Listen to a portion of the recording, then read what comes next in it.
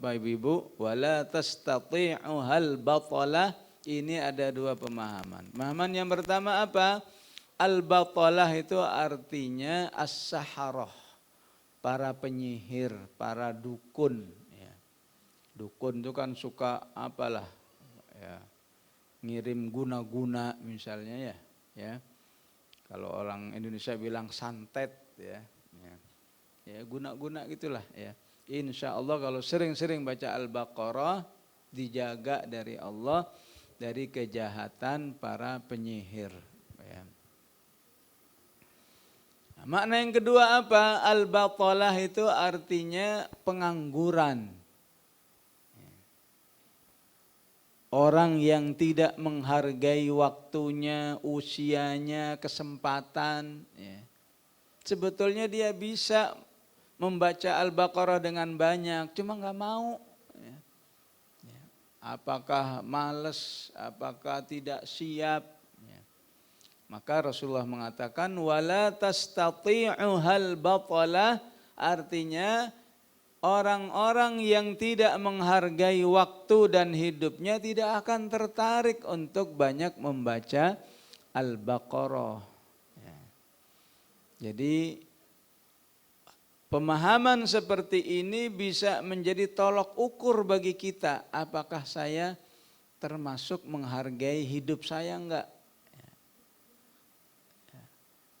Yang belum bisa menghargai enggak akan tertarik untuk menghafal Al-Baqarah karena belum dicoba saja sudah waduh banyak sekali itu, panjang sekali ya.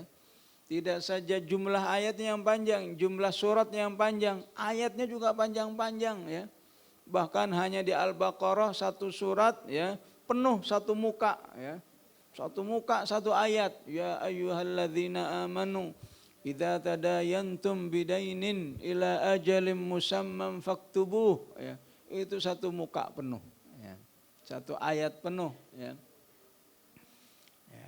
Ya begitulah kalau tidak yakin dengan Allah Subhanahu wa taala, ada aja alasannya ya. Karena itu kita harus selalu berdoa min syarril waswasil khannas, ya Allah lindungilah saya dari bisikan-bisikan setan ya, yang mengajak, yang selalu menghindarkan manusia jangan beramal, jangan beramal, jangan beramal, khususnya jangan dekati Al-Quran, jangan dekati Al-Quran ya. Kalau sudah mendekati Al-Quran jangan lama-lama, jangan lama-lama ya. Itu kan yang dialami semua manusia begitu karena setannya sama ya. Mau dimanapun perasaannya begitu ya.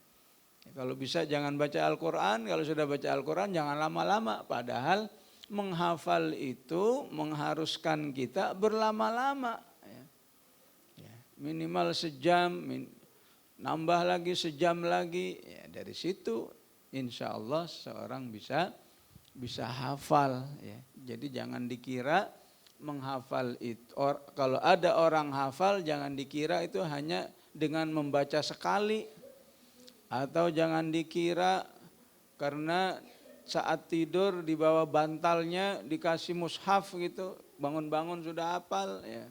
Enggak, dia bekerja keras ya. Kerja keras ditolong oleh Allah. Dan alangkah mulianya manusia yang bekerja kerasnya fisabilillah, dalam ketaatan kepada Allah Subhanahu wa ta'ala ya. Yang ketiga yang harus kita perbaiki adalah bahwa menghafal itu adalah investasi kehidupan akhirat ya. Jadi kalau kita masih selalu mikir dunia terus nggak tertarik ya, nggak tertarik menghafal ya. Jadi kalau sambil menghafal membayangkan ayat misalnya yauma yafirrul mar'u min akhihi wa ummihi wa abihi wa sahibatihi wa banihi, nanti di hari kiamat semua orang hidup sendiri-sendiri, likulli imri'im minhum yauma idzin sya'nu yughnihi ya.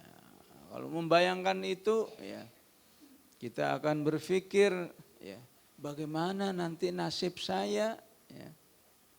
Maka agar di saat-saat itu nasib kita baik, kita berusaha sejak di dunia dengan memperbanyak hidup dengan Al-Quran. Sambil berdoa, Rabbana wa atina ma wa'adtana ala rusulika wa la tukhzina yaumal qiyamah. Ya Allah, jangan sampai nanti di hari kiamat saya hidup terhina.